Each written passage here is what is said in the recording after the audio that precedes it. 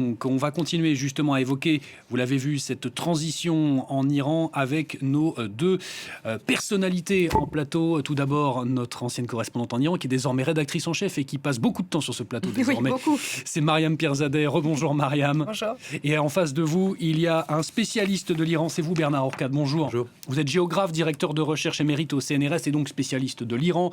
Je viens de dire, vous avez notamment vécu en Iran pendant de nombreuses années et vous connaissez bien en particulier la révolution islamique. Je voulais vous poser tout d'abord une première question. On vient de voir ce triumvirat donc, de la République, de la direction de la République islamique qui se met en place. Ces frappes américano-israéliennes qui ont donc abattu au moins une quarantaine de responsables du régime selon Israël. Est-ce que ce régime en partie décapité, affaibli, peut-il encore tenir? C'est une question récurrente mais qu'on pose régulièrement.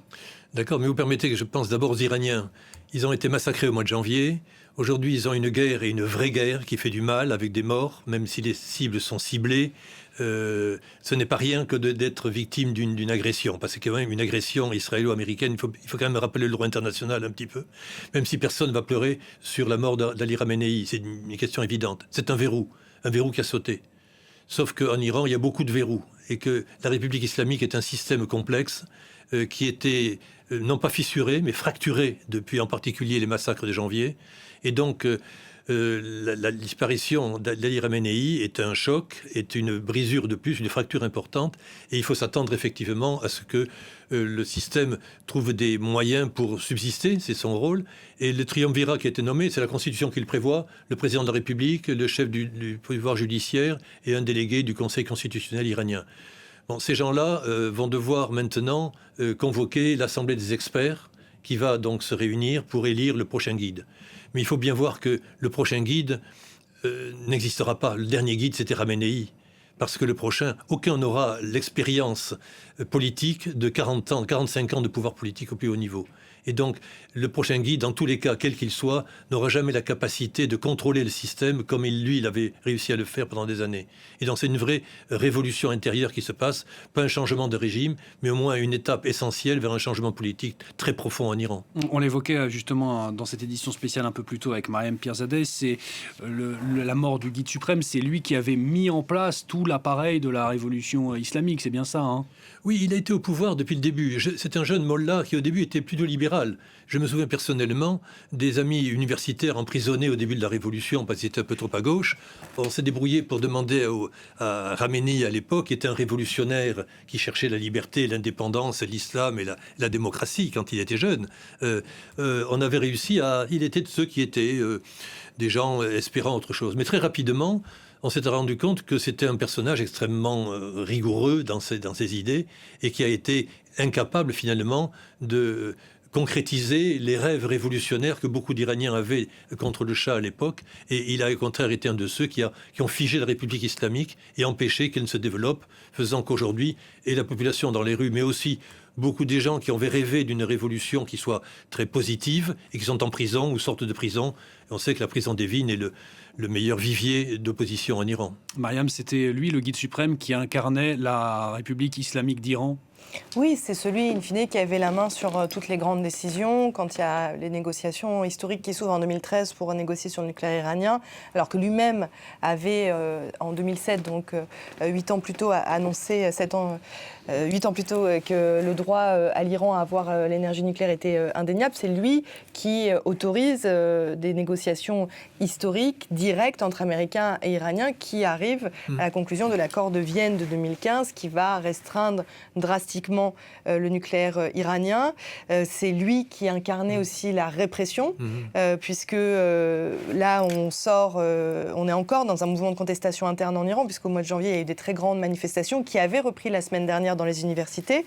Et c'est lui qui a ordonné aux Bassidji, donc qui font partie des gardiens de la révolution, à la police iranienne de tuer à l'arme de guerre les manifestants pacifistes qui demandaient la liberté et qui demandaient aussi sa mort, puisque les slogans étaient des slogans pour le retour du fils du Shah, Reza Pahlavi, des slogans aussi sur la royauté avant avec le Mohammad Reza Shah, et effectivement liberté, liberté, et qui aussi scandait à mort Khamenei, à mort le dictateur. Donc il incarnait en fait ce système répressif extrêmement fort, avec un système des renseignements très puissant qui faisait que chaque Iranien était fliqué, géocalisé.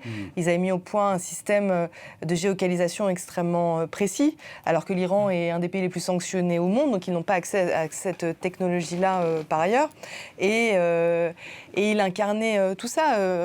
Ali Khamenei, effectivement, il incarnait aussi l'axe de ce fameux axe de résistance, le Téhéran-Beyrouth-Damas, du temps de Bachar al-Assad, du temps où le Hezbollah était puissant au Liban, et qui avait armé, donné des milliards et des milliards de dollars aux proxys dans la région pour en fait assurer la survie de la République islamique. Bernard Hourcade, on évoquait au début avec Mariam, et vous l'avez débuté justement par la population iranienne qui donc subit maintenant cette guerre, qui a subi la répression sanglante et brutale de ces manifestations. Est-ce qu'il y a un risque de radicalisation au sein même de la population, d'une confrontation entre les résiduels pro-régime et l'immense majorité de la population qui aspire à un changement légitime ? Tout à fait. Il est certain qu'à court terme, on peut voir les plus radicaux qui ont été agressés, donc ils vont pleurer le guide et essayer d'être plus radicaux. Mais je crois que c'est plus possible. Ils n'ont pas le soutien populaire qu'il faudrait. Il faudrait quand même insister sur un aspect très important. On parle souvent du peuple iranien. Il y a 92 millions d'habitants, ils sont assez différents. Tous, la majorité immense, veulent un changement profond et radical. Peu importe les moyens. Il y a non pas une majorité silencieuse, mais un certain nombre de gens qui sont contre le système, prêts à agir, mais ne l'ont pas fait jusqu'à maintenant. Contrairement à ce que l'on dit, il n'y a pas eu une manifestation massive de toutes les catégories sociales, de toutes les régions, à une échelle suffisante en nombre, non pas quelques milliers de personnes qui ont été massacrées, mais des centaines ou des millions de personnes. Il y a une volonté de le faire, mais ça n'a pas été encore le cas. À la révolution islamique, j'ai été personnellement en Iran de 78 à 83, j'ai vécu la révolution. On a vu au début les intellectuels qui disaient pour la liberté, pour l'indépendance, etc., quelques milliers. Le jour où Khomeini arrive, il met des millions de personnes dans la rue et à ce moment-là, les choses changent. Le jour où l'ayatollah Shariat Madari de Tabriz a décidé finalement de suivre Khomeini, Tabriz, c'est l'Azerbaïdjan, c'est la bourgeoisie iranienne, c'est les cadres de l'Iran, et le Shah est tombé à ce moment-là. Donc aujourd'hui, il y a en Iran une population qui est soulagée un peu du fait que le verrou Khamenei est tombé. Ça, c'est incontestable, même s'ils vont le pleurer officiellement dans les jours qui viennent. Mais ils sont un peu inquiets par l'avenir. Un bombardement, c'est stressant. On ne sait pas sur qui ça va tomber. Donc il y a une volonté de sortir de la crise sans trop laisser de plumes, sans trop laisser de morts. Il y a eu beaucoup de morts en Iran. Et dans cette volonté d'une sortie pacifique, qui était possible peut-être avec les Américains et les négociations en cours avec Oman, où des possibilités seraient arrivées de mettre fin à la guerre entre l'Iran et les États-Unis qui dure depuis 45 ans. Et si effectivement, comme le proposaient les Iraniens, finalement contraints et forcés, à cause des échecs du régime, de faire une coexistence pacifique avec les États-Unis, il est évident que le régime n'aurait pas pu tenir sur cette hypothèse-là. Mais aujourd'hui, c'est la guerre. La solution a été de changer les systèmes par la violence. Et tout peuple a peur d'une guerre, ne veut pas d'une guerre, et donc cherche une solution. Donc, la question que je me pose aujourd'hui, c'est quelle force politique en Iran, quel homme politique sera capable de dire, bon, voilà la situation, essayons d'en sortir la tête haute, en respectant l'indépendance du pays, en évitant de nouveaux massacres. Et ces gens-là, à mon avis, existent. Il y a beaucoup de gens qui sont passés par le gouvernement iranien, ont dû quitter l'Iran, sont en exil, mais il y a en Iran encore beaucoup de gens qui sont en Iran, qui ont fait ce qu'ils ont pu pour trouver une solution. Ça n'a pas marché. Et qui sont prêts à trouver une solution. Il y en a. Évidemment, ce sont des gens qui sont issus du régime, forcément, ils ont été un jour ou l'autre responsables, mais au moins pour une transition, avant que les Iraniens puissent voter démocratiquement, il faut une période de transition, et elles existent, à mon avis, au sein même de l'Iran actuel. Mariam, une révolution de palais avec des modérés, c'est aussi un scénario possible, selon vous ? C'est un scénario possible, mais ce n'est pas le scénario qui est voulu par la société iranienne. Je pense qu'il y a un vrai besoin de changement radical. Moi, j'ai vécu dans un Iran qui n'existe plus. C'était l'Iran de l'accord de Vienne. Je suis restée de 2014 à 2019. Et je pense qu'à l'époque, ils croyaient encore à la réforme. Moi, j'étais aux funérailles de Rafsanjani. Il y avait des milliers et des milliers d'Iraniens, des jeunes qui aujourd'hui ont manifesté. Enfin, c'est en 2022 ou encore en 2020, donc quelques années plus tard. Je pense que, en fait, ça va dépendre aussi de l'agenda de Donald Trump et de Benjamin Netanyahou. On sait que Benjamin Netanyahou veut faire une tabula rasa de ce régime et veut totalement le changer. Donald Trump, il est encore indécis dessus. Il y a un nom qui émerge, c'est celui de Reza Pahlavi. Donald Trump n'est pas vraiment sûr qu'il ait le bon profil. Il l'a dit à 2 reprises. D'ailleurs, il a dit une phrase assez énigmatique ces derniers jours. C'est je connais un candidat très sérieux pour assurer la transition en Iran. Il n'a pas donné le nom de cette personne, mais la révolution de Palais, en tout cas, je ne pense pas que... je suis sûre qu'elle n'est pas souhaitée par une majorité de personnes, encore moins ceux qui ont enterré leur mort il y a à peine un mois et demi. Ça, c'est évident. Après, est-ce qu'à l'intérieur du régime, des personnalités importantes comme Ali Larijani ou d'autres vont essayer de négocier avec les Américains pour faire partie de cette transition? Est-ce que Reza Pahlavi, qui veut être un leader de cette transition, va s'appuyer sur des éléments du régime de la République islamique? C'est aussi la question. Je pense que toutes les options sont sur la table actuellement. En tout cas, il y a une chose qui est sûre, c'est que la République islamique, elle n'est pas tombée. Elle est encore vivante.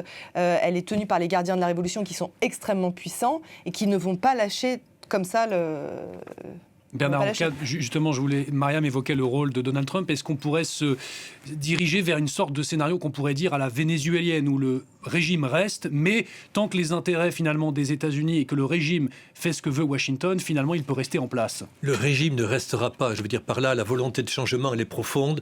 Alors, il y a une question de calendrier. Mais il est certain, comme vous le disiez à l'instant, que Netanyahou et Trump n'ont pas le même agenda, complètement. Israël veut l'Iran dans le chaos. Ils veulent que l'Iran soit un pays affaibli, quel que soit le gouvernement iranien. Et ils avaient peur justement qu'un accord avec les Américains fasse que l'Iran reprenne du poil de la bête et que l'Iran devienne une puissance régionale importante qui serait concurrent d'Israël. Alors, Israël veut le chaos, c'est une chose. Trump, c'est différent. Il veut qu'un Iran... Il prend la réalité de l'iranienne, il y a 90 millions d'habitants, très instruits, capable de faire un certain nombre de choses. C'est un État structuré, c'est le moins qu'on puisse dire. Et face à la Chine en particulier, il est important que l'Iran ne tombe pas dans les mains des Chinois et des Russes. Donc, il y a un changement. C'est déjà tombé dans la main des Chinois et des Russes. Mais pas tombé, c'est pas encore fait. Ils sont encore largement là. Mais je ne parle pas d'une révolution de palais, personnellement. Je parle parce qu'il y a une pression populaire. Les Russes ont soutenu du bout des lèvres le régime iranien. Exactement. Ils se sont contentés de ça. Exactement. Mais je veux dire, à l'intérieur du système, il y a des gens qui essaient de s'en sortir. Les négociations étaient en cours. Le guide contraint et forcé avait accepté les négociations avec les Américains qui étaient sur le point d'avancer et de trouver une solution. Ce n'est pas le scénario actuel. Mais il ne s'agit pas de révolution de palais. Mais vu le chaos qu'il y a, le fait que le régime s'est moralement effondré, que ceux qui avaient rêvé d'un Iran islamique et démocratique ont été déçus, ils sont contre le système. Donc ça, c'est une chose claire. Donc il faudra quelque chose de radical. Les réformateurs qui essayaient de trouver avec le guide un accommodement, cela c'est bien fini, je suis d'accord avec vous. Ça, c'est terminé, cette espèce de tango entre les deux forces. Il faut quelqu'un ou un groupe de gens, et ils sont là, on les sait très bien. Les prisons iraniennes sont pleines, dans les rues iraniennes, c'est plein de gens qui veulent un changement. Mais ils ne veulent pas non plus la guerre. Ils ne veulent pas qu'on les bombarde. Ils ne veulent pas d'un pouvoir extérieur qui arrive. C'est pour ça que la solution Pahlavi, on en parle, parce qu'il a une média pour lui, il a beaucoup de présence, mais pendant 45 ans, il n'a strictement rien fait. C'est un paresseux, il aurait pu faire un parti politique iranien royaliste fort. Il n'a pas en Iran des structures. Khomeini, à l'époque, avait les comités révolutionnaires. J'étais en Iran à ce moment-là. Khomeini n'a pas pris le pouvoir depuis Neuf-le-Château. C'est l'ayatollah Talleyrani depuis Téhéran qui avait organisé les comités révolutionnaires. Et Khomeini est arrivé sur un tapis rouge. Avec l'aide de la gauche. Avec l'aide de la gauche, des libéraux et des indépendantistes et de tout le monde. Mais c'était un courant révolutionnaire qui ramassait des millions de personnes. Et c'est pour ça que je disais, la question que je me pose, c'est dans quelle mesure les gens... On dit les Iraniens, je ne sais pas ce que c'est que les Iraniens. Un certain nombre de gens qui n'ont pas manifesté, qui n'ont pas été massacrés jusqu'à maintenant, ou certains dans leur famille l'ont été, mais pas tous, vont passer dans le camp d'un changement avec un minimum d'ordre, parce que personne ne veut le désordre et la gabegie et le chaos que souhaitent les Israéliens. Donc, vive Trump. Il y a un retour des Américains. L'Amérique, c'est pas la Chine. Et les Iraniens, plutôt que de tomber dans les mains des Chinois, préféreraient tomber dans les mains des Américains, sachant que c'est une ouverture économique, politique très importante. Et donc, un renversement, c'est la fin de la prise en otage des diplomates. Mariam, vous le disiez souvent sur notre antenne, l'Iran, la population iranienne n'est pas monobloc. Est-ce que, comme le disait M. Ourcade, on n'en fait pas un peu trop avec cette hypothèse Pahlavi? Est-ce que ce n'est pas une sorte de feu de paille, selon vous? C'est rigolo, moi, on vient de me faire le reproche inverse, qu'on n'en parlait pas assez de Pahlavi, parce qu'il y a des techniques assez fortes de harcèlement de certains partisans de Pahlavi. Très mobilisés, les soutiens. Très mobilisés. C'était quoi votre question déjà, pardon? La population iranienne qui n'est pas monobloc. Et je vous posais la question, est-ce que l'hypothèse Pahlavi, ce n'est pas une idée qu'on se fait, nous, ici en Occident, qui ne reçoit pas un soutien massif de la population iranienne? Je suis d'accord avec M. Ourcade. La population iranienne, on ne peut pas la placer sur la même photographie. Ce n'est pas un bloc monolithique, évidemment. L'Iran est composé de beaucoup de minorités, les Kurdes, les Baloutches, les Lors, de plusieurs identités. Par exemple, les Kurdes ne veulent pas le retour de Reza Pahlavi. Au Kurdistan iranien, on n'a pas entendu de slogan en faveur de Reza Pahlavi. Et d'ailleurs, il a rencontré cette semaine des représentants de mouvements kurdes de cette région pour essayer d'expliquer son projet. Mais en tout cas, il y a un nom qui a été scandé dans les manifestations. Je peux vous dire, j'ai regardé des milliers de vidéos, puisqu'on l'a documenté dans Iran, la révolte massacrée. Il y a un seul nom qui est sorti dans les rues, c'est son nom à lui. Donc là, effectivement, ces 40 dernières années, il n'a pas fait grand-chose. En 2022... Est-ce que c'est un soutien par défaut? C'est la question que je voulais vous poser. Bien sûr que c'est un soutien par défaut. Alors, je pense qu'il y a aussi une nostalgie de la part de la jeunesse iranienne. C'est évident. Il y a 60% de la population iranienne qui n'a pas connu le temps de son père, le temps de la monarchie, qui n'a connu que la République islamique, donc qui n'a connu que une position où le voile est obligatoire, où il y a beaucoup de restrictions, où l'Iran est le paria du monde. L'Iran, au moment de la Révolution islamique, c'est la 7e puissance mondiale. C'est-à-dire qu'on déroulait le tapis rouge aux Iraniens dans les années 70. Les Iraniens avaient de l'argent, voilà. Donc, dans une partie de cette jeunesse, il y a une nostalgie de cette période parce qu'ils n'ont pas connu non plus la Savak. Ils n'ont pas connu la prison d'Evin non plus. Ils n'ont pas connu l'impérialisme américain sur l'Iran. Bien sûr. Non, on ne voit que les photos des filles en mini-jupe. Alors on dit d'accord. Qui était minoritaire. Moi, j'ai appris récemment que c'était minoritaire, les filles en mini-jupe. C'était quand même assez traditionnel. C'était dans certains quartiers des grandes villes et pas partout, effectivement, même l'alcool qui n'était pas partout. Donc, c'est un choix par défaut pour d'autres personnes parce qu'ils se disent que Reza Pahlavi, il vit à Washington, à Potomac, qu'il a accès aux dirigeants. Il l'a montré à Munich récemment, à la conférence pour la paix de Munich, où il a rencontré Volodymyr Zelensky, le président ukrainien. Donc il a voulu s'imposer comme, se montrer qu'il avait la stature d'un chef d'État. Donc ça peut être effectivement un homme de la transition, et c'est ce qu'il promet par ailleurs. C'est un nom. Vous parliez des Kurdes et des minorités. L'Iran est un pays extrêmement uni. Oui, uni. Je veux dire par là que les révoltes des femmes... Je parlais du slogan, je parlais des slogans entendus. Et du point de vue ethnique, les Iraniens, effectivement, sont, comme en France, il y a des Bretons, des Savoyards et des Aquitains. Mais aujourd'hui, la révolte des femmes l'a montré. Mahsa Amini, je dis, n'était pas kurde. Je dis par là qu'elle était kurde, du Kurdistan. C'est une fille ordinaire d'Iran. Et du Balochestan à Tabriz, à Mashhad, à Arvaz, toutes les filles de 18-25 ans étaient les mêmes, quelle que soit l'origine ethnique. Il y avait une unité de la culture iranienne après 45 ans de République islamique. Non pas grâce à la République islamique, grâce au développement de la population. Donc l'histoire de la guerre civile et que les Kurdes et les Baloutches vont se révolter pour semer le chaos, oui, parce qu'ils sont financés par l'extérieur éventuellement et instrumentalisés. Mais essayons de voir les choses de la part des Iraniens. Et moi, je fais de la géographie, j'essaie de voir qui a manifesté, qui n'a pas manifesté, qu'est-ce qui se passe. Et on se rend compte qu'il y a effectivement des grandes catégories de la population qui sont inconnues. J'ai travaillé sur les banlieues de Téhéran. Il n'y a pas un seul article sur Karaj. C'est le mien que j'ai fait. Et quand on m'a demandé un article sur Karaj, je pensais avoir une bibliographie. Il n'y en avait pas. On ne s'intéresse pas. Karaj, c'est la 3e ville d'Iran. 2 millions d'habitants. Eslanchar, j'ai travaillé avec ma ami Rosso Ravar. juste à la Révolution, sur le début d'Eslamshah. C'était rien du tout. C'est un village. Il y a aujourd'hui 300 000 habitants. C'est la capitale des prolétaires de la banlieue. Exactement. Et il y a 2 articles qu'on a fait il y a 30 ans sur Eslamshah. Ces gens-là sont inconnus. Or, ils sont des Iraniens ordinaires et qui ne sont pas pris en compte. Qui font 3 travails dans la journée. Exactement. Et ces gens-là, ils ne sont pas. Et donc, M. Pahlavi, ou pourquoi pas, vous, moi, n'importe qui, c'est un nom et il représente un courant incontestable. Mais je me dis, aujourd'hui, l'Iran d'aujourd'hui, ce sont ces banlieues populaires. 40% des Téhéranais habitent en banlieue. On ne voit que les gens du centre-nord de Téhéran ou du centre-centre de Téhéran. Alors, et où sont les autres? Si on parle de démocratie, un homme, une femme, c'est une voix. Et aujourd'hui, il n'y a qu'une catégorie qui est dans les médias, qui parle français, qui est sur France 24, etc. C'est très bien, mais il y a un autre Iran aussi. Et je me pose la question, je n'ai pas la réponse, je me pose la question de savoir comment ces gens-là vont rentrer dans la vie politique plus qu'ils ne l'ont fait jusqu'à maintenant. Une forme de majorité silencieuse, d'une certaine manière. Silencieuse, mais qui, non, il n'a pas le temps. Ils manifestent à chaque fois. Eslamshah a été révolté à plusieurs reprises. Ils ont eu des centaines de morts à Eslamshah. On n'en a pas parlé. J'y étais, on m'a dit, ah, vous avez vu, il y a 2 ans, il y a combien? Il y a eu 300 morts chez nous. On n'en a pas parlé. Et ils sont là, ils sont prêts à se révolter, ils sont prêts à s'exprimer. Pas forcément en brûlant tout, mais en s'exprimant, en disant, prenez en compte qui je suis. Et donc, en me respectant, il faut respecter un peu les Iraniens. Et actuellement, les bombardements américains et israéliens ne respectent pas les Iraniens, comme le régime islamique ne respectait pas les Iraniens, c'est le moins qu'on puisse dire. Donc, une espèce d'alliance entre les radicaux israéliens, les fous américains, et ceux qui payent, ce sont les Iraniens. Et là, un certain nombre de gens qui ne sont tués jusqu'à maintenant sont prêts à dire « je veux aussi prendre la parole » et je me pose la question, comment et qui va les aider à prendre la parole avec d'autres noms que M.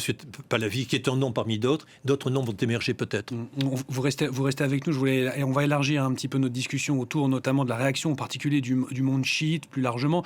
Justement, à ce propos, je voulais qu'on prenne la direction du Pakistan, où les répercussions justement de cette guerre régionale se font sentir. Vous allez le voir à Karachi, des centaines de personnes notamment ont pris d'assaut le consulat américain sur place. La correspondance d'Ondine de Gaulle qui nous en dit plus.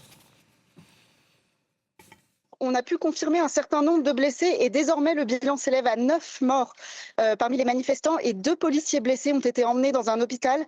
Je viens de parler avec un journaliste local qui est sur le terrain à Karachi. Il m'a expliqué que même si la police a réussi à repousser les manifestants loin du consulat américain de Karachi, des affrontements continuent encore à l'heure où l'on parle, à proximité dans le district sud de la ville.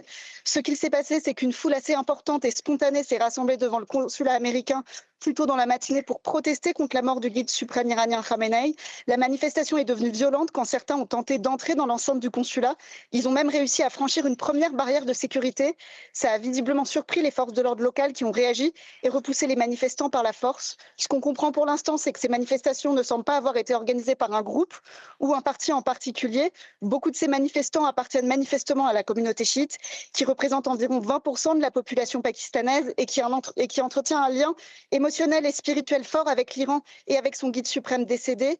On sait que dans le reste du pays aussi, notamment dans les régions où la population chiite est importante, d'autres manifestations sont en cours, notamment des manifestations massives dans le nord du Pakistan, dans la région du Gilgit-Baltistan, qui est à majorité chiite, à Lahore également, qui est la 2e ville du pays, où de nombreux chiites vivent. On a pu voir que plusieurs centaines de manifestants se sont rassemblés devant le consulat des États-Unis. Certains ont tenté d'endommager la grille de sécurité située à plusieurs centaines de mètres du consulat.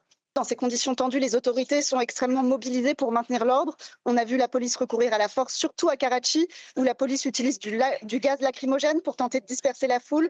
Alors qu'on a pu voir des manifestants envoyer des pierres sur les forces de l'ordre, on nous dit aussi que des tirs en l'air ont été entendus, probablement une tactique utilisée par la police pour essayer de faire reculer les manifestants. Et dans certaines zones à majorité chiite, des couvre-feux ont été imposés. C'est le cas en particulier dans le nord du Pakistan, à Skardu, où des milliers de manifestants sont visiblement descendus dans la rue. Des bâtiments gouvernementaux et aussi un bureau régional de l'ONU ont été incendiés, alors que c'est normalement une région habituellement très calme qui accueille beaucoup de touristes en temps normal. Les principales routes de cette région du nord du pays ont été fermées, notamment l'autoroute du Karakoram qui relie le Pakistan à la Chine. Et dans la capitale, à Islamabad, où je me trouve actuellement, une manifestation en réaction à la mort du guide est en cours. On peut d'ailleurs entendre depuis environ 30 minutes de nombreux tirs de munitions en caoutchouc et des sirènes des voitures de police. La Red Zone, donc c'est le quartier des institutions, et toutes les routes qui mènent vers l'ambassade des États-Unis ont été bloquées, barricadées avec des camions mis en travers de la route et la sécurité a été renforcée sur les grands axes de la ville. La correspondance d'Ondine de Gaulle est un peu plus de 12h30 ici à Paris. Vous êtes bien sur France 24 dans cette édition spéciale consacrée donc à cette guerre régionale entre l'Iran et les États-Unis et Israël, avec donc quelques informations que l'on voulait vous rappeler dans cette édition spéciale. Tout d'abord, une information majeure, le guide suprême Ali Khamenei est mort. Sa mort a été confirmée par le régime iranien tôt ce matin. Elle avait été annoncée un petit peu plus tôt par Donald Trump. A noté également que la réplique iranienne à cette opération américano-israélienne se poursuit encore aujourd'hui. Elle touche en particulier Israël, mais d'autres pays du Golfe. C'est le cas notamment à Dubaï, aux Émirats Arabes Unis. C'était aussi le cas hier, notamment au Koweït, et aussi plus récemment au Sultanat d'Oman, où des drones ont touché des installations portuaires. Voilà donc pour ces dernières informations qu'on pouvait vous rappeler. À noter également que les frappes israéliennes se sont poursuivies de manière très intense ce matin sur Téhéran également, comme nous le rappelait notre correspondant sur place, Siavosh Ghazi. Vous êtes bien donc sur France 24 dans notre édition spéciale. Avec nous en plateau notre invité Bernard Ourkad, géographe, directeur de recherche au CNRS et spécialiste de l'Iran, et notre ancienne correspondante en Iran, Mariam Pirzadeh, qui est donc aujourd'hui rédactrice en chef. On vient de voir avec tous les deux ces manifestations, en particulier au Pakistan. Bernard Ourkad, je me tourne vers vous. Quelle réaction peut-on attendre en dehors de l'Iran, du monde chiite, à cette attaque contre l'Iran? On a souvent analysé la révolution islamique d'Iran comme la révolution iranienne, comme les chiites contre les sunnites, et le critère religieux est devenu essentiel.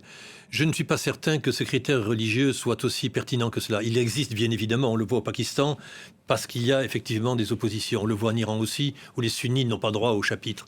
Mais ne voir que le critère religieux comme pour comprendre une situation est à mon avis insuffisant. De même, on en parlait tout à l'heure, le critère ethnique, le fait d'être arabe ou persan, ça compte bien évidemment entre Arabie Saoudite et Iran. Mais que je sache, par exemple, la Seconde Guerre mondiale n'était pas une rivalité linguistique entre la France et l'Allemagne, c'était le nazisme. Et donc, les sociétés ont changé.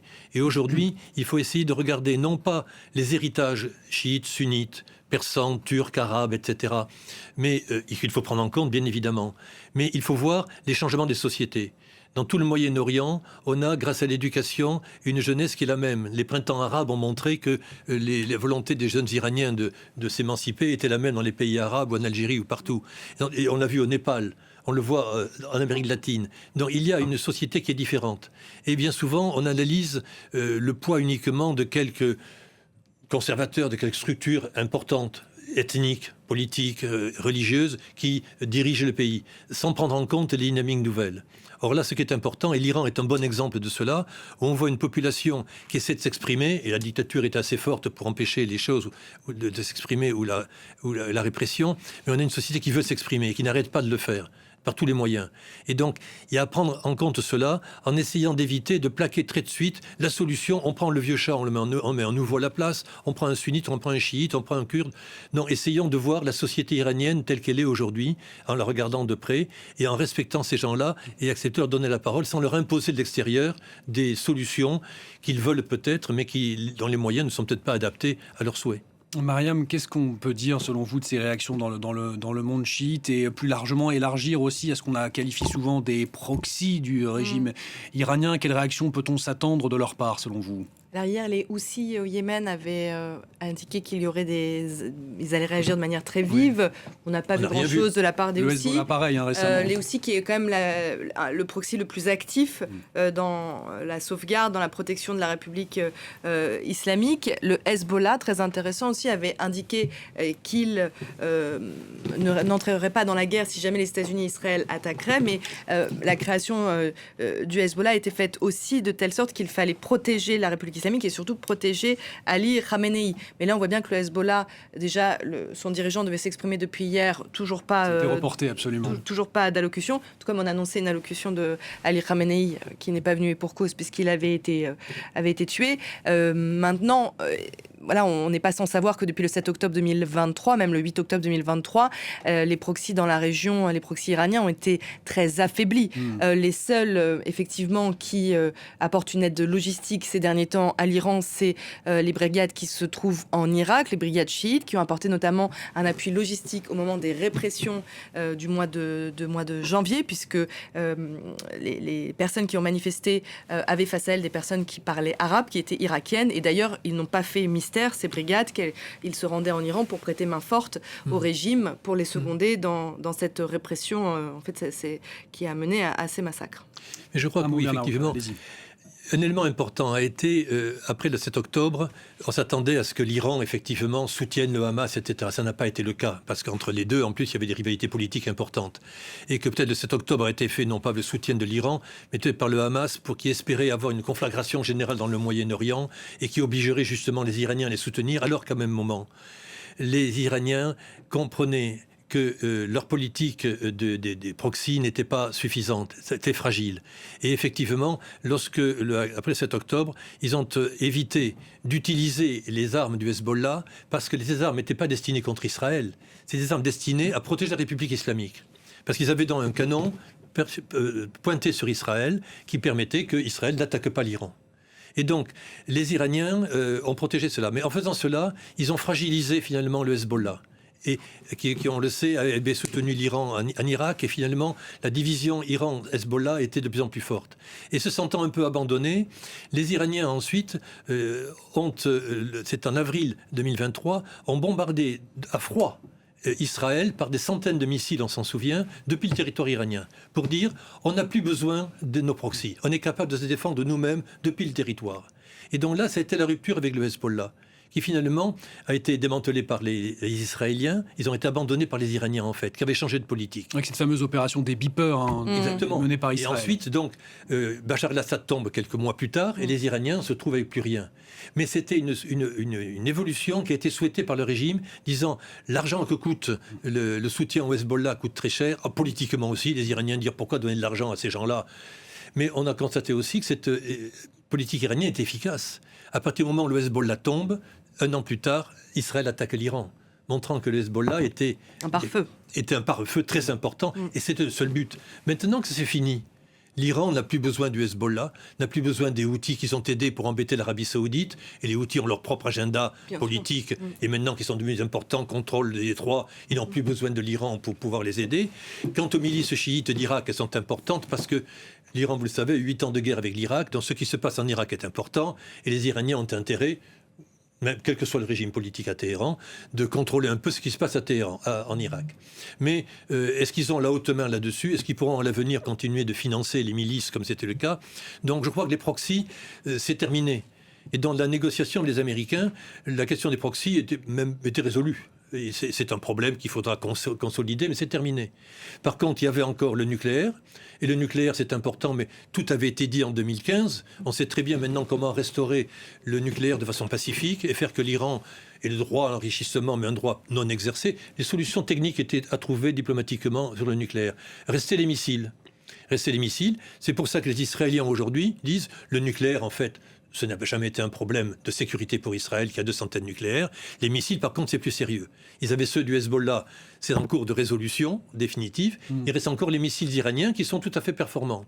Et la guerre actuelle que les Israéliens sont en train de terminer, c'est pour effectivement rendre impossible à l'Iran d'avoir d'abord en stock des missiles opérationnels et la capacité d'en refaire à l'avenir. Et donc, on a aujourd'hui une situation régionale radicalement différente, avec un Iran un peu affaibli. C'est pour cela que la balle est dans le camp des Iraniens, qui ont effectivement une société très sophistiquée, qui ont fait l'expérience de l'islam politique, dont ils savent que l'islam, c'est pas la solution, et c'est le seul pays de la région dans ce cadre-là. Donc une expérience politique, une maturité qui font que c'est de là qu'il faut regarder l'avenir. Et vous évoquiez justement le Hezbollah tous les deux. Quelles conséquences justement à ces frappes pour ce proxy bien affaibli, on le disait justement en plateau, que constitue le Hezbollah? On va prendre la direction du Liban avec Serge Berberi qui est à Beyrouth et qui nous en dit plus justement. Le Liban reste suspendu au développement en Iran, une attente tendue, une vigilance maximale, car ici, personne ne souhaite que le Liban ne bascule dans la guerre. D'ailleurs, un message transmis par l'ambassadeur américain au chef de l'État a apporté un certain soulagement hier soir. Selon ce message, Israël ne viserait pas le Liban tant que le Hezbollah reste en dehors du conflit. Mais vous savez, selon plusieurs sources proches du dossier, ce signal américain, aussi important soit-il, ce message ne constitue pas une garantie absolue. Il s'apparenterait davantage à un avertissement conditionnel. Le Liban sera épargné tant qu'il ne bascule pas. Et c'est là toute l'incertitude. Depuis, vous savez, le début des frappes sur l'Iran et l'élimination annoncée du guide suprême, la confrontation a changé de dimension. On ne parle plus seulement de frappes ciblées, on parle d'un choc stratégique majeur. Personne ne sait jusqu'où cette guerre peut aller, ni combien de temps elle pourra durer. Vous savez, le Liban, lui, entre dans une phase d'attente, donc, comme je le disais, une attente presque heure par heure. La grande inconnue, vous savez, reste la position du Hezbollah. Si Téhéran demande une implication directe dans la bataille, la pression sera immense. Et vous savez, toute entrée en action du Hezbollah ouvrirait la voie à une confrontation d'une ampleur potentiellement catastrophique pour le Liban. Dans ce contexte, le président Aoun a multiplié les contacts pour éviter que le pays ne soit entraîné dans la guerre. L'armée libanaise a renforcé son niveau d'alerte, notamment dans le sud du Liban, près de la frontière avec Israël, pour s'assurer que le territoire ne soit pas utilisé comme plateforme de tir vers Israël et pour éviter toute dérive incontrôlée. Et parallèlement, l'État libanais aussi a lancé l'état d'alerte, notamment dans la situation économique actuelle. Vous savez, dans le pays, des craintes de pénurie. Hier, on a vu des centaines de Libanais prendre d'assaut les stations-service, mais aussi les supermarchés. Donc, les autorités suivent de près la situation sur tous les fronts. Si la guerre actuelle débouche sur un affaiblissement du pouvoir iranien, voire même la chute du régime des mollahs, l'impact sur le Hezbollah serait majeur. On parle d'un choc stratégique. L'Iran reste le principal soutien militaire du Hezbollah. Or, ce soutien est déjà fragilisé depuis la chute du régime de Bachar el-Assad, qui assurait le corridor logistique entre Téhéran et le Liban. Les transferts, vous savez, depuis la chute du régime Assad, sont devenus plus complexes, plus coûteux, plus exposés.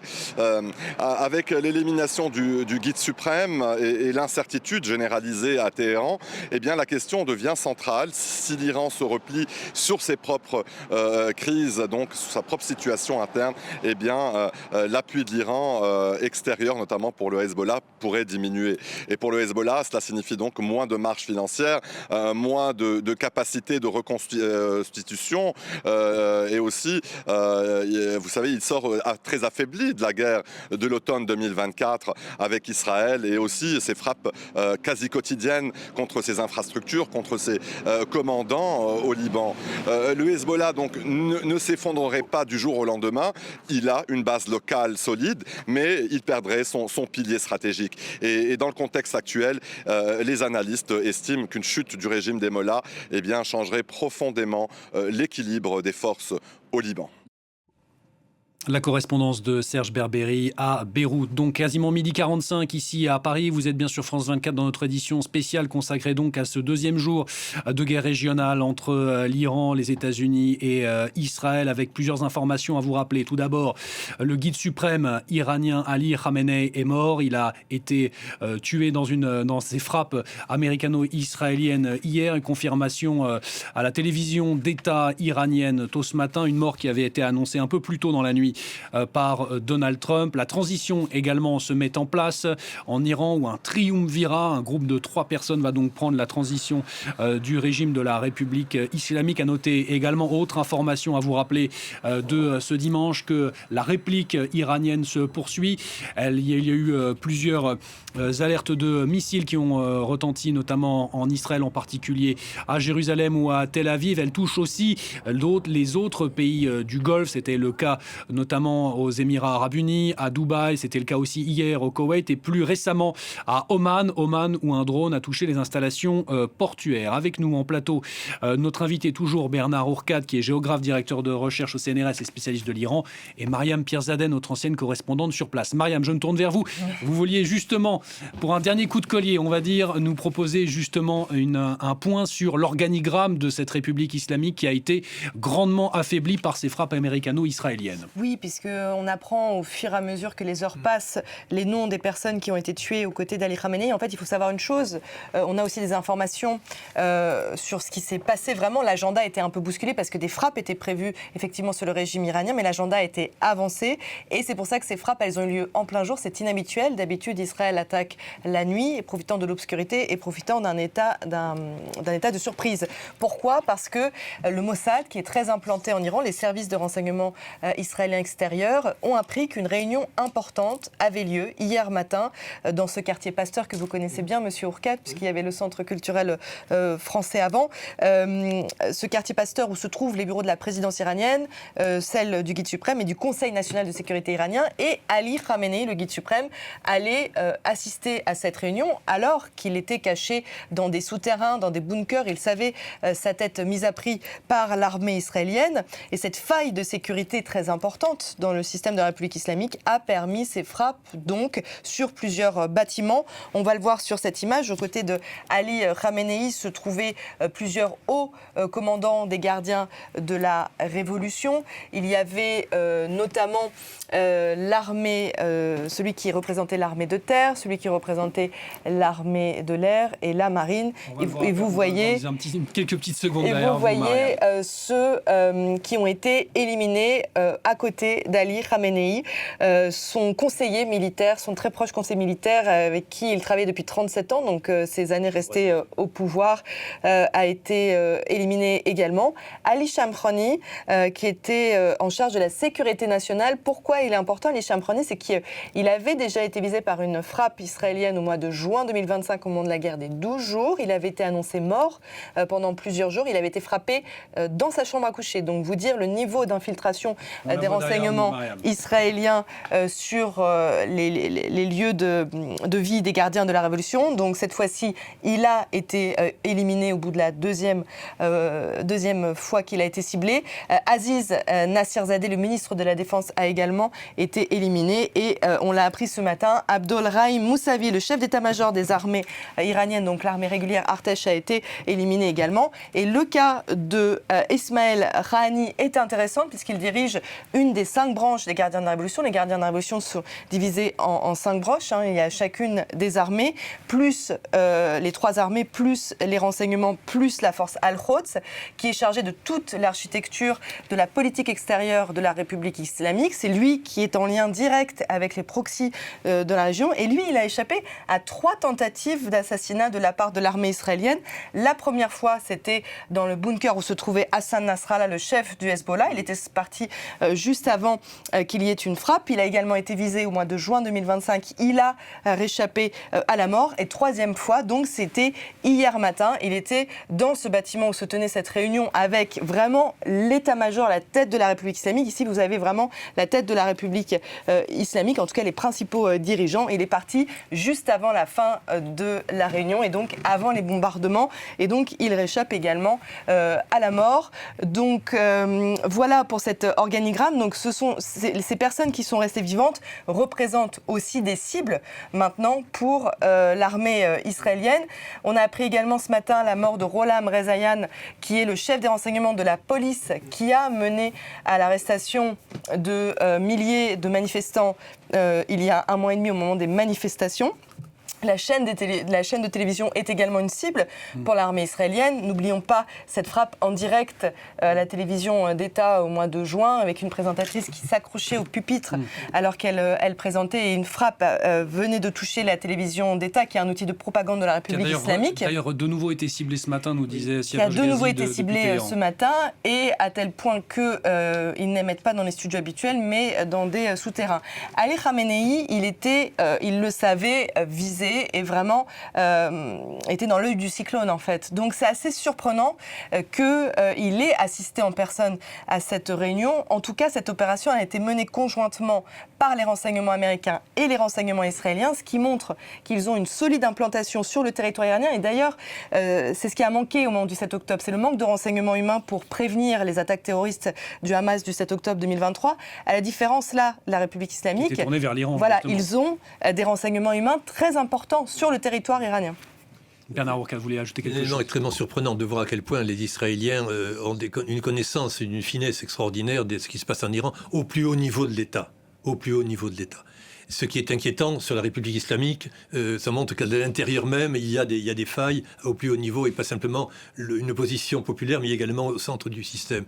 Je note que M. Laridjani, en particulier, qui est le secrétaire général du Comité national de défense, c'est le patron de la défense nationale en Iran, en principe. Il n'était pas à cette réunion. Il n'a donc pas été tué. Il est en réserve de la République, peut-être. C'est un personnage très complexe. Hein. Mais il fait partie de ceux qui pourraient dire, bon, écoutez, vu la situation, je me propose d'être l'élément de transition. Il y a comme ça pas mal de personnages qui ne sont pas forcément sympathiques, qui ont du sang sur les mains. On connaît tous tout cela. Mais qui sont capables aujourd'hui de tirer les marrons du feu et d'exploiter le fait que, à cause de l'infâme agression israélienne, des frères ont été tués, dont le guide, que je regrette beaucoup. Mais je suis prêt à assumer mes responsabilités et à trouver une solution pour non pas capituler face aux États-Unis et à Israël. C'est bien évident. Il faut sauver la face. Et les Iraniens ne méritent pas de capituler. Donc, par respect pour les Iraniens, il faut trouver une solution de sortie. Et il y a des gens comme ça dans le système iranien qui existent. Maintenant, comment les faire émerger, c'est une autre question. On en revient à cette révolution de palais, d'une certaine manière. Mariam, c'est une solution, Laridjani, selon vous? Son nom est cité, c'est un nom qui est cité parmi d'autres, il y a plusieurs noms. Je pense que ça va dépendre de l'agenda de Benjamin Netanyahou et de Donald Trump qui est différent. Même si Donald Trump a théorisé la fin du régime avec Make Iran Great Again, le mouvement MIGA, et que Benjamin Netanyahou, évidemment, ne veut plus du tout de République islamique, qu'il voit comme une menace directe. En fait, je pense que là, on n'est pas dans ce temps-là. On est dans le temps de la guerre, on est dans une guerre régionale, et ce qui va se passer, tout peut être... Est-ce qu'on aurait pu prédire vendredi matin que Ali Khamenei allait tuer 24 heures plus tard? Je veux dire, c'est impossible à pouvoir mais il aurait pu mourir, émerger. Pousser vers la sortie. Tout le monde, dans les milieux même proches du régime, disait il bloque. Et il est un danger pour la République islamique. En ne voulant rien faire, en étant réactionnaire, en provoquant les massacres de janvier, il Vous voulez dire qu'au sein de la République islamique, au sein de l'appareil, on peut se satisfaire de sa mort? Je fréquente un peu tout le monde, de l'Israël à la République islamique, puis il faut voir un peu tout ce qui se passe. Vos journalistes, c'est pareil, on essaie de voir ce qui se passe. Des gens proches du régime disant, le guide, que j'apprécie beaucoup, bloque les évolutions. Et pour sauver la République islamique, il faudrait être plus... Mais ce qui se passait en janvier est inadmissible. C'est une rupture existentielle pour le régime, une faille, une faute politique. Et dont un certain nombre de gens disent, il est temps que ça en finisse. Et on a vu des gens très proches du régime, pas directement les proches, mais leurs fils, leurs cousins, disant « Est-ce qu'on ne pourrait pas demander au guide de se mettre un peu sur le côté pour sauver l'islam et la République islamique ?» Donc, ceux qui le poussaient dehors étaient nombreux. Mais les gardiens de la Révolution qui ont tiré sur les manifestants, ils auraient pu oui, mais les gardiens ne de pas la Révolution, respecter l'ordre de Ali Khamenei. C'est Ali Larijani qui a organisé aussi la répression. C'est lui qui est le chef d'orchestre de cette répression. Tout à fait. Tout le monde est... Mais il faut savoir que les gardiens de la Révolution sont extrêmement divers. Et il y a les gardiens de la Révolution en activité, il y a tous les anciens, tout le réseau qu'ils représentent. Autrement dit, il y a chez les gardiens, justement pour protéger leur argent, protéger leur pouvoir, qui n'est pas rien, ils se rendent compte aujourd'hui, parce qu'ils ne sont pas fous, et ils se rendent compte que sur le plan physique et de bombardement, et sur la population, surtout iranienne, qui est derrière, qui pousse, ça ne peut pas durer longtemps. Et donc, cherchent les portes de sortie. Et parce qu'ils sont corrompus, ils sont milliardaires. Ils sont milliardaires et corrompus. C'est bien ça le truc. Ça. Et c'est pour ça qu'aujourd'hui, on a vu le début de la répression, le début des événements a commencé lorsque le Pezeshkian, qui est faible, mais a proposé la fusion des taux de change, qui était la pompe à finance du système. Quand vous pouvez acheter 2 $ à 1 et que vous les vendez à 100, ça rapporte beaucoup d'argent à ceux qui sont proches du régime. Eh bien justement, vous évoquiez argent, on va parler des répercussions de ce conflit sur l'économie mondiale. On va apprendre que l'OPEP, justement l'organisation productrice des exportateurs, l'organisation, des pays exportateurs de pétrole, a annoncé augmenter sa production plus que prévu pour faire face justement à la guerre en Iran. L'Iran, qui on le rappelle, et Mariam le rappelait régulièrement, est un grand producteur de gaz et de pétrole, justement. Des conséquences économiques mondiales, vous venez de l'entendre. Alors pourquoi pas, notamment une crainte, c'est le blocage de ce fameux détroit d'Ormuz, un passage stratégique où transite une grande partie des hydrocarbures mondiaux. Regardez. C'est l'un des lieux les plus stratégiques au monde en matière de pétrole. Le détroit d'Ormuz, 20% de la consommation mondiale y transite chaque jour. Les gardiens de la révolution islamique viennent d'annoncer sa fermeture.